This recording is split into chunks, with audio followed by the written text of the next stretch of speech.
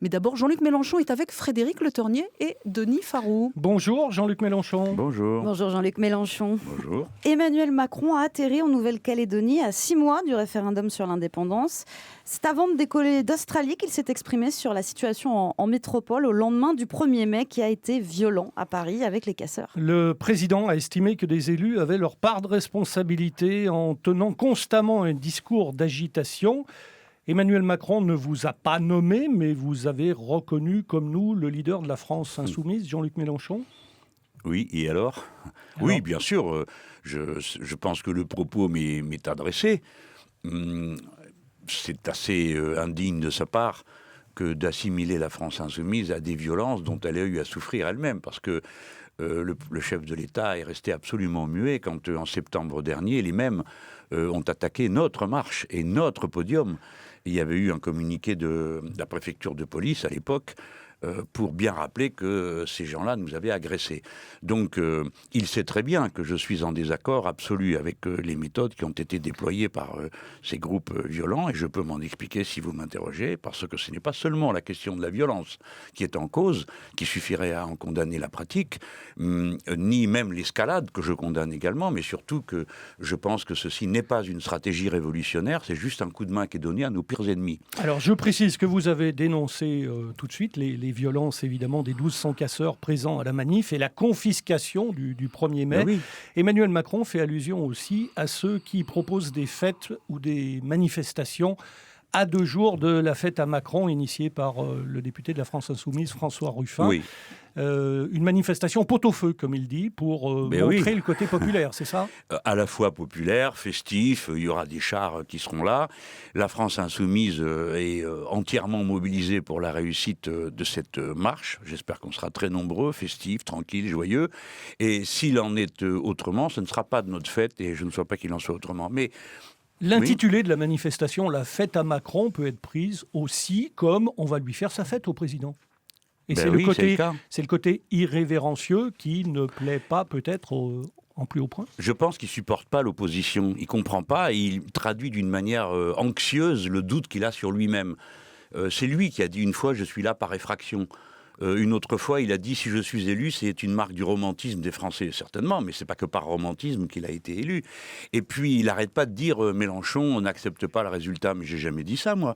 Donc, il y a une anxiété sur lui-même. Mais je vais lui remplir son cabas de midi. Pour l'instant, les seuls responsables politiques qui fait preuve de violence physique, ce sont les membres de La République En Marche. C'est une députée qui a mordu un taxi et un député qui a frappé quelqu'un d'autre avec un casque. Aucun d'entre nous ne s'est jamais abandonné à ce genre de violence. Donc je pense qu'il devrait balayer devant sa porte avant de faire la leçon aux autres. Il est plus direct aussi. Il y a carrément un affrontement frontal, si j'ose dire, avec Emmanuel Macron qui dit que vous n'avez pas accepté la défaite à la présidentielle. Quelle drôle d'idée. Mais bien sûr que non, j'accepterai jamais notre défaite et on attendra la prochaine élection pour recommencer. Mais qu'est-ce qu'il veut dire par là ? Il doute de lui à ce point. Il est tellement persuadé qu'il est là par effraction que tous les 5 minutes, dès qu'il entend parler de quelque chose, il dit « ça y est, c'est Mélenchon qui vient me faire les poches ». Alors oui, on le combat, mais politiquement, avec les armes de la démocratie, de la mobilisation populaire. C'est pour ça que je suis si fâché contre les violences, parce qu'elles bloquent la mobilisation populaire. Mais par conséquent, nous en accuser, c'est indigne. Puis alors faire ça en Australie, franchement, il y a d'autres endroits. Hein. On vous avait promis des auditeurs et des internautes, Jean-Luc Mélenchon. Alors Jean-Luc Mélenchon, Caroline nous a posté une question sur le Facebook Live de France Bleu que vous pouvez suivre en direct. La voici. Vous ne cautionnez pas la violence, mais ne comprenez-vous pas la colère des gens, de ces casseurs du 1er mai ? Alors, attendez, la colère, je ne me contente pas de la comprendre, j'essaye d'en organiser l'expression sociale et politique. Mais ceux qui se livrent à de la violence, après tout, si c'est leur mode d'action, eh bien qu'ils appellent, eux, à des manifestations de violence. Pas qu'ils viennent dans les nôtres, récupérer politiquement et détruire notre message. Parce que quand on a fini une journée comme celle qu'on a passée le 1er mai, plus personne ne parle des infirmiers et des infirmières qui étaient là, des cheminots, des gaziers, des électriciens. Et c'est là que vous avez parlé de confiscation. Mais nous nous faisons confisquer et récupérer. Bon, après, il y a une autre discussion. qui est, est-ce que c'est une méthode de combat? Mais on a quand même le droit de parler, non? On peut dire que c'est pas une méthode de combat efficace. Je parle avec le poids de l'expérience. Je sors pas de l'œuf. J'en ai vu des choses. J'en ai vu des attaques de ce type. À quoi ont-elles mené? Et dans les pays où on a été encore plus loin, ça a mené à quoi? La bande Abadher, ça a mené à quoi? Les brigades rouges, ça a mené à quoi? Et même ceux que moi-même j'ai soutenus contre le général Pinochet et qui pratiquaient la lutte armée, qui est mort les premiers? Les nôtres. Donc je le dis aux jeunes gens qui pensent que c'est une stratégie révolutionnaire, vous ne m'impressionnez pas parce que vous parlez fort. Je vous dis que vous êtes en train de faire une erreur. Vous stérilisez la lutte et vous la divisez. Quant à la violence dans la société, je voudrais bien que, vous voyez, nous sommes encore en train de parler du 1er mai uniquement sur ce registre. On peut parler de la fête à Macron de samedi. Vous allez prendre des mesures de sécurité supplémentaires en vue de ce qui s'est passé le 1er mai. D'abord, je voudrais finir sur la violence. Parce que je comprends que des gens soient indignés. La violence de la société, elle est immense. Vous voyez, il meurt 565 personnes au travail tous les jours. On n'en parle jamais. Il n'y a jamais un journal télévisé ou un journal radio qui commence par une information sur un ouvrier est mort ici, 2 autres sont morts. Il y a un paysan qui se pend tous les 2 jours de misère, de tous les types de misère. Et notre société est muette sur ça. Vous, moi, quand on va rentrer chez nous ce soir, on va trouver dans la rue des gens en train de dormir au froid. De ça, on ne parle pas beaucoup non plus. Enfin, je n'en fais pas le reproche aux médias, mais je veux dire, la violence dans la société, elle est là tout le temps. Et celle-là, elle a l'air d'être normale, et il y aurait que les McDo qui seraient une violence anormale. Je le répète, je condamne comme méthode de combat politique ce type de méthode, mais je ne veux pas qu'on oublie que la société est pleine d'une violence terrible. Et M. Macron, en particulier, étant violent, quand il impose par ordonnance la destruction du Code du travail, quand il fait cadeau de 4 milliards aux très puissants, et que encore aujourd'hui, il vient de leur donner 8 millions. Jean-Luc Mélenchon, on va laisser la parole aux auditeurs qui nous appellent au 0810 055 056. 1 heure en France. Denis Faro, Frédéric Le Tournier sur France Bleu. Et nous accueillons Jean-Claude qui nous appelle des Pyrénées-Orientales, qui a une question concernant les artisans. Bonjour Jean-Claude. Bonjour Jean-Luc Mélenchon. Bonjour. Voilà, je voulais poser une question. Le gouvernement nous avait promis aux commerçants, artisans, les professions libérales, que nous aurions droit à la CEDIC bientôt, et il n'y a rien qui se présente. Tous les avantages qu'ils nous avaient promis, il n'y a rien qui se présente. Aujourd'hui, moi, je vois en 2016, par exemple, rien que sur le département des Pyrénées-Orientales, il y a eu 750 petites entreprises, artisans, commerçants confondus, qui ont fermé. Alors, dans votre prochain programme, qu'est-ce que vous proposez pour ces gens-là aujourd'hui? Parce qu'eux aussi sont dans la misère. Mais bien sûr, je le sais. Figurez-vous, j'en suis bien conscient. Et ça devient de plus en plus dur, quoi. Mais évidemment, pourquoi? Et il faut toujours essayer de se demander comment les choses s'organisent pour arriver à un tel résultat. Parce que là, nous avons affaire à des gens travailleurs, des gens compétents. Enfin, je veux dire, sinon, vous n'avez pas de commerce. Si vous n'avez pas votre petite entreprise, si vous ne savez rien faire. C'est donc que vous êtes capable d'apporter un service à la société. Que se passe-t-il? La politique qui est mise en place est une politique qui d'abord privilégie la finance. Vous voyez, je vais leur faire un cadeau. Je vais faire semblant d'y croire. Ils pensent que plus les gens seront très riches et plus ça ruissellera sur le reste de la société.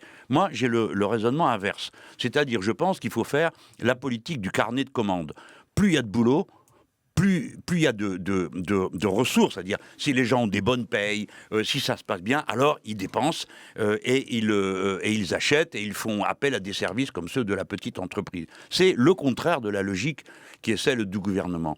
Après, je pense qu'on ne devrait pas traiter de la même manière sur le plan de l'imposition, sur tous les plans qui représentent des dépenses pour les entreprises, les petites entreprises et les grandes, parce que ce n'est pas de même nature.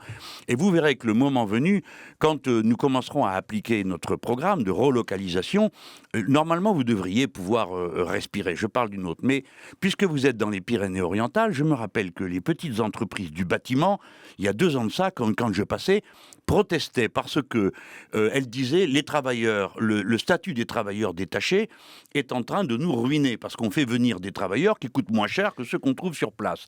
Eh bien, non seulement le gouvernement n'a rien fait, mais il a voulu faire croire qu'il avait fait quelque chose. Je vous signale qu'à cette heure, les dispositions européennes prévoient que les travailleurs détachés continuent à payer leurs cotisations sociales dans leur pays d'origine. Ça veut dire qu'ils coûtent toujours moins cher que ceux que vous pourrez employer si vous prenez des gens qualifiés que vous connaissez autour de vous dans votre département, à Perpignan, à Caluire ou que sais-je encore. Jean-Claude a une réponse très complète de la part de Jean-Luc Mélenchon, qui est notre invité jusqu'à Merci, 13h30. excusez-moi Vous avez une d'être long, question peut-être, mais bon. Non, Vous avez une question sur complète. Facebook, une question parmi les questions, Frédéric. Oui, le Facebook Live de France Bleu, Alexandre, qui demande à Jean-Luc Mélenchon s'il n'y a vraiment aucune réforme qui vous plaît dans le gouvernement actuel. Il n'y en a pas Non. une à laquelle vous adhérez. Non, en effet, aucune.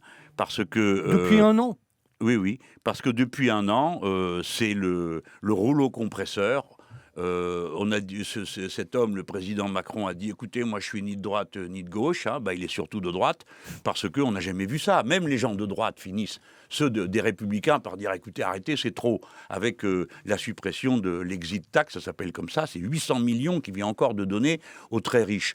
Alors bon, à la fin, que voulez-vous? Qu'est-ce que vous voulez que j'approuve? La loi sur quoi? L'abolition du Code du travail, le traitement qui est fait à l'hôpital, aller dans n'importe quel hôpital, les gens en peuvent plus.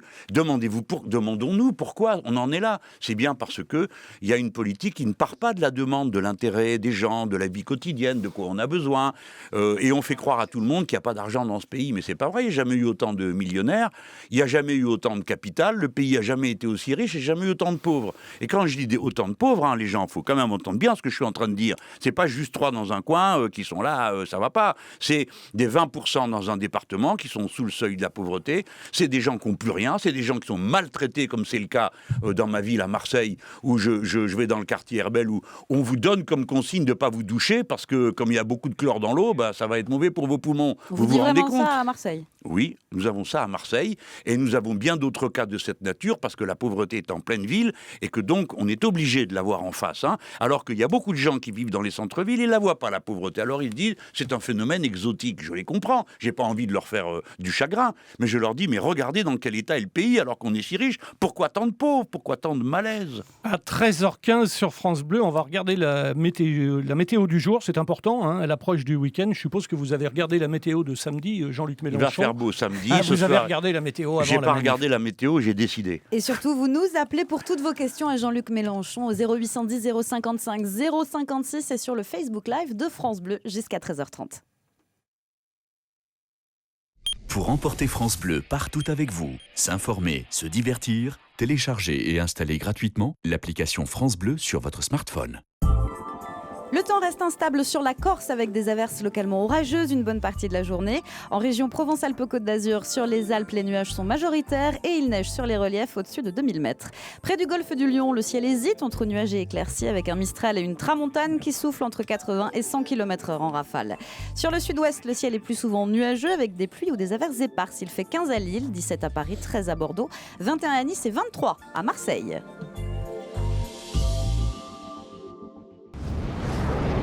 France Bleu. France Bleu et le Crédit Mutuel donnent le la à la musique. Tout France Bleu part en live pour Slimane. Une heure de concert inoubliable enregistré à l'Agora de Jaunet-Marigny en Poitou. Le France Bleu Live de Slimane, ce soir dès 21h sur France Bleu. 1 heure en France. Denis Faro, Frédéric Le Tornier sur France Bleu. 1 heure en France exceptionnelle aujourd'hui avec notre invité jusqu'à 13h30. Et vous, auditeurs de France Bleu, vous pouvez poser toutes vos questions à Jean-Luc Mélenchon, le leader de la France Insoumise. Vos questions au 0810 055 056 ou sur le live, le France Bleu Live, le Facebook Live de France Bleu. Bernard nous a rejoint. Il a une question pour Jean-Luc Mélenchon. Bonjour Bernard. Bonjour. Où êtes-vous Bernard? À Vitrolles. D'accord. Et quelle est votre question? Mais moi, je veux dire que je suis un ancien près de mairie et que je suis fils de cheminot et petit-fils de mineur. Voilà, c'est un peu mes arrière-trucs. Moi, ce que je voulais dire, que c'est important de soutenir le service public. Parce que le service public, c'est fait pour le public. Et les pauvres, ils ont besoin du service public. Voilà. Défendre le service public, comment? En ne changeant rien à la SNCF, Jean-Luc Mélenchon? Par exemple, mais commençons par le début. Je veux saluer quelqu'un qui avance comme les titres des quartiers de noblesse l'appartenance ouvrière. Et c'est une tradition des Bouches-du-Rhône et de la ville de Marseille. Au XIIe siècle, pour les conseils qui se constituaient disaient « métier vos noblesses ». C'est-à-dire que du moment qu'on avait un métier dans les mains, eh ben, on avait le droit de délibérer. Donc je me sens bien en phase avec ce monsieur. Et quand il dit qu'il faut défendre les services publics, je voudrais que tout le monde comprenne bien que la caricature qui a été faite du service public, inefficace, peuplé de fonctionnaires qui ne font rien, etc., tout ça est totalement injuste. Le service public, ça marche bien, c'est moins cher que le service public et c'est souvent plus performant. Et la preuve, maintenant, je peux la donner en demandant aux gens, est-ce que vous avez l'impression que depuis que le gaz est devenu privé, vous le payez moins cher et que ça marche mieux ? Non. Et d'ailleurs, en plus, vous comprenez rien au tarif. Est-ce que vous avez l'impression que EDF marche mieux depuis, etc., etc. On voit bien que quand on privatise des services qui sont d'intérêt commun, dont tout le monde a besoin et qui sont en fait une dépense obligée dans la vie, vous ne pouvez pas passer à côté, eh ben, il vaut mieux avoir un monopole public qu'une floraison de petites entreprises, d'entreprises qui se font de la concurrence et qui donc coûtent plus cher pour la publicité, pour les actionnaires qu'il faut rémunérer, alors que rien de tout ça n'existe quand vous avez un monopole public. Un monopole public avec une dette abyssale ? Mais la dette abyssale, vous ne manquez pas de souffle, c'est pas le monopole qui l'a créé, c'est les dirigeants irresponsables. Si on voulait nous convaincre, on aurait pu commencer par virer ceux qui en sont responsables. Non, ils restent. Et c'est eux qui viennent faire la leçon aux autres. Qu'est-ce que c'est que cette histoire ? Monsieur Pépi n'est pas au pouvoir depuis des années dans cette entreprise. Il n'a aucune responsabilité. Les autres dirigeants qui gagnaient jusqu'à des 50 et 60 000 euros par mois, ils ont dit, finalement, on regrette, on rend ce qu'on a pris en trop, on va se prendre un salaire de cadre supérieur ou de cadre moyen de la SNCF. Non. Donc, c'est pas juste de jeter à la figure les mauvais résultats. Et puis, d'abord, dans ces résultats, moi, je demande à voir. Enfin, il y a des gens qui sont très contents de la dette. C'est les banques qui ramassent 10 milliards tous les ans, ils sont contents, ils trouvent ça bien. On pourrait se demander si tout ça n'a pas été organisé. Enfin... Est-ce que vous avez l'impression que les autoroutes vont mieux depuis qu'elles sont privatisées ? Est-ce que vous êtes content de penser, chaque fois que vous payez l'autoroute, que vous payez des actionnaires ? Donc le service public, il marche. Commençons par dire ça. Parce que chaque fois, je demande aux gens, vous voulez le réformer ? Vous venez de me poser la question. Oui. Pourquoi on le réforme ? Jean-Luc Mélenchon. Pourquoi, répondez-moi, pourquoi voudriez-vous le réformer ? Pour trouver une solution, pour qu'il y ait des trains pour tout le monde et pour pas qu'il y ait une dette abyssale. Mais on se rend compte qu'en Europe, personne n'a trouvé la solution, y compris l'Allemagne. Nous, les Français, y compris l'Allemagne, parce que forcément, ceux qui passent leur temps à rêver, qui croient que l'Allemagne est meilleure en tout, non, l'Allemagne, c'est pas un bon système. Les ponts, les routes sont dans un état désastreux. Les services publics ont été abandonnés. La Deutsche Bahn ne fonctionne pas. Ils ne savent faire ni des trains, ni des gares. C'est ça l'Allemagne aussi. Alors évidemment, ils ont des excédents commerciaux parce que c'est une espèce de république bananière dont l'économie repose à 17% sur la fabrication de voitures qui consiste à assembler des pièces qui sont produites dans l'Europe de l'Est à des tarifs qui sont une honte sociale. Voilà la vérité. Il faut décrypter le contenu de ceux dont on dit qu'ils réussissent. Le service public marche. Si on doit s'en occuper, on sait le faire marcher et on sait quoi faire de la dette. Ce n'est pas vrai que la situation soit irredressable. Quant au statut des cheminots, ce n'est pas lui qui a empêché la prospérité ni créé la dette. Jean-Luc Mélenchon va accueillir Pierre qui a l'air d'accord dans l'ensemble avec vous. Bonjour Pierre. Oui, bonjour Monsieur Mélenchon. Bonjour Monsieur. Je suis complètement d'accord avec vous. Il n'y a jamais eu autant de riches en France, mais ils ne partagent pas trop la galette. Et donc, c'est vrai qu'il y a une très grande pauvreté. Moi, je voulais vous poser une question, mais en cours d'émission et en venant d'entendre ce que vous êtes en train de dire, je voulais justement apporter ma pierre à votre édifice, car je suis un ancien fonctionnaire retraité, à qui on va prélever 1,7, mais qui va continuer à payer sa taxe d'habitation. Donc je vais avoir une double peine, après avoir cotisé 43 ans. Bon, bref, ceci étant, au niveau des fonctionnaires, je vous rejoins complètement et je vais vous dire quelque chose. Dans la grande administration pour laquelle j'ai travaillé durant toutes ces années, nous avions des huissiers de justice payés par l'administration. Donc ces gens-là recouvraient la dette au profit de l'État lorsqu'il y avait des impayés, etc., etc. Il faut arriver à nous poser une question pour laisser de la place aux autres auditeurs. Pierre qui a appelé du Puy-de-Dôme. Vous avez une question précise à poser à Jean-Luc Mélenchon ou alors on s'arrête là au niveau du dialogue ? Allez-y. Non. Je voulais lui demander ce que lui, il allait faire au niveau de la fonction publique, puisque pour continuer, je voulais simplement dire qu'après un examen sur plusieurs années, on s'est aperçu que maintenant qu'on a donné le recouvrement de la dette au privé, ça coûte 9 fois plus cher à l'État. On va laisser Jean-Luc Merci. Mélenchon Alors, réagir.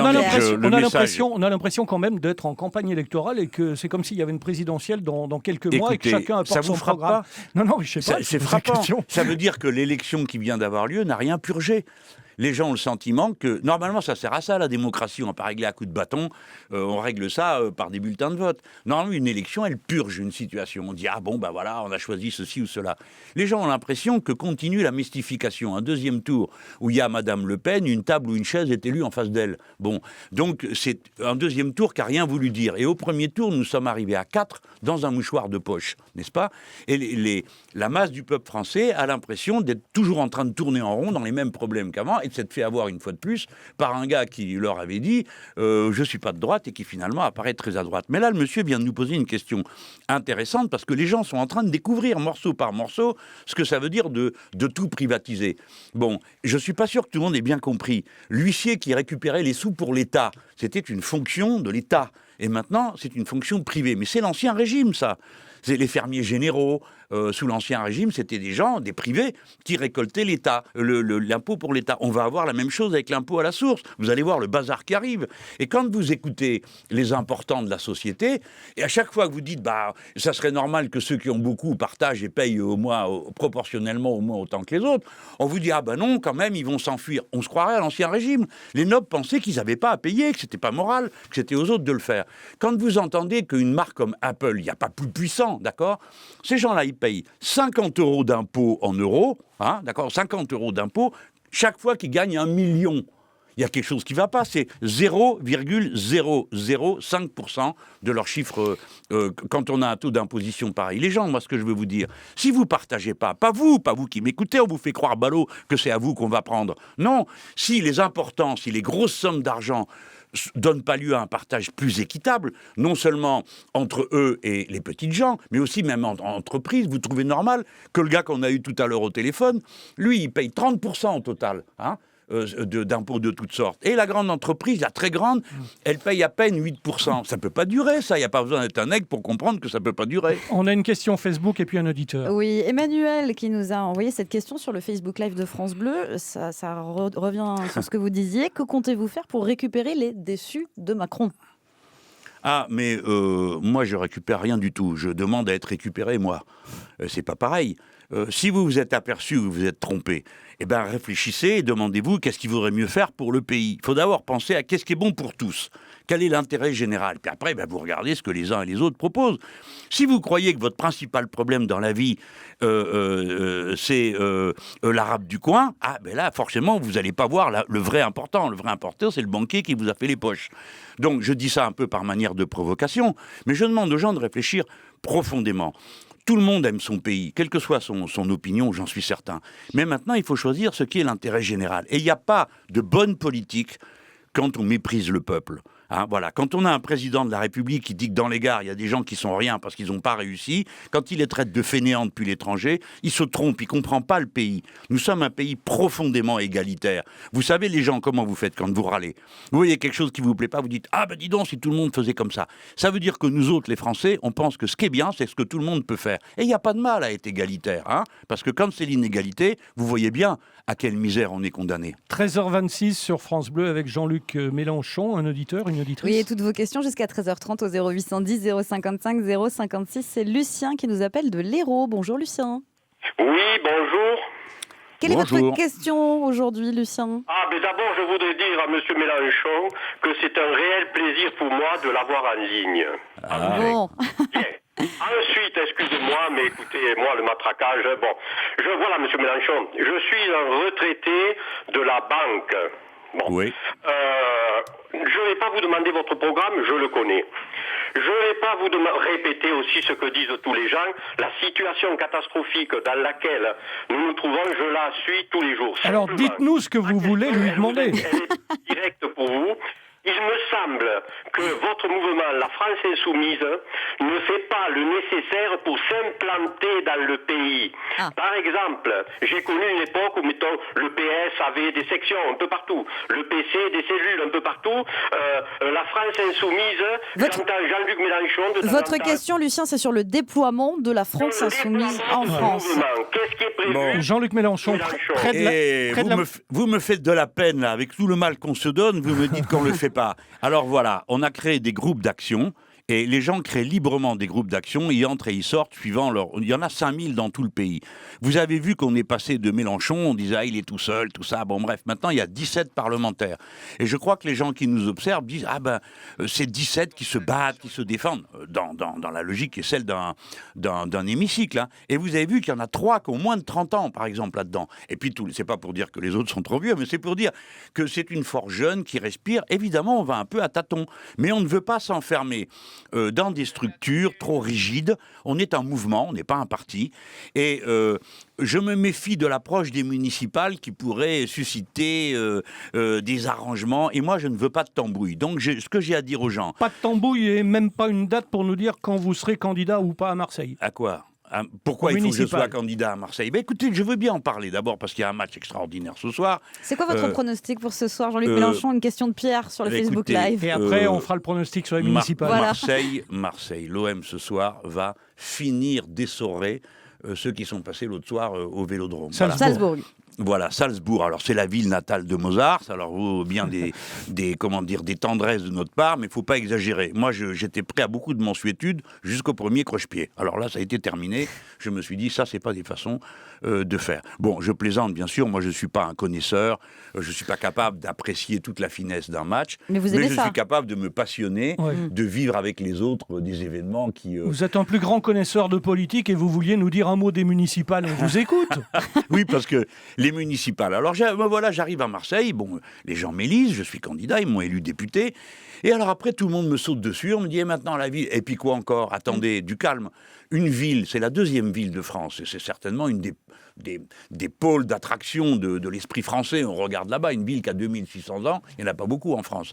Bon, pour moi, je prépare les municipales, pas moi, personnellement, Jean-Luc Mélenchon. Il y aura des listes insoumises dans tous les arrondissements de Marseille, et donc il faut travailler avec sérieux les gens. C'est pas de dire viens papa Mélenchon avec ta baguette magique et tu vas nous faire gagner. Il s'agit de sortir de chaque quartier les personnes engagées dans la vie associative, dans la vie syndicale, qui vont être capables de faire des listes et de convaincre les gens qui les entourent de voter pour eux. Marseille, vous n'avez pas envie d'être maire de Marseille ?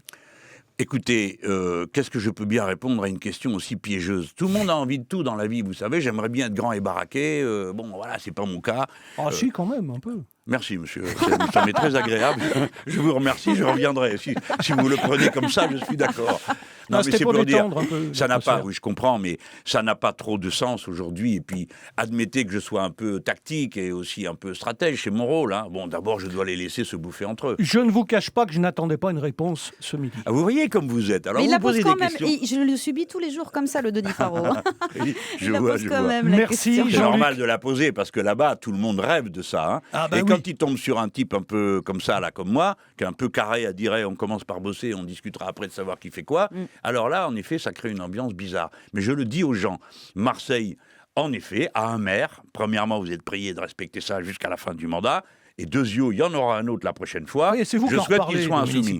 Donc la suite au prochain épisode est peut-être sur France Bleu. Et pourquoi pas sur France Bleu, ça m'a l'air très bien. Et puis alors, bonne chance à l'OM ce soir. Allez l'OM. Merci Jean-Luc Mélenchon. J'irai à Lyon si je peux. Je dis au club, si vous m'invitez, je viens à Lyon. Mais il faut que je puisse aller rentrer dans le stade. Ça sera pour la finale de la Ligue Europa. Merci pour votre participation à 1 heure en France sur France Bleu avec les auditeurs et les internautes. Merci à tous, bonne journée. Merci. Jean-Luc Mélenchon. Au revoir, merci de votre accueil.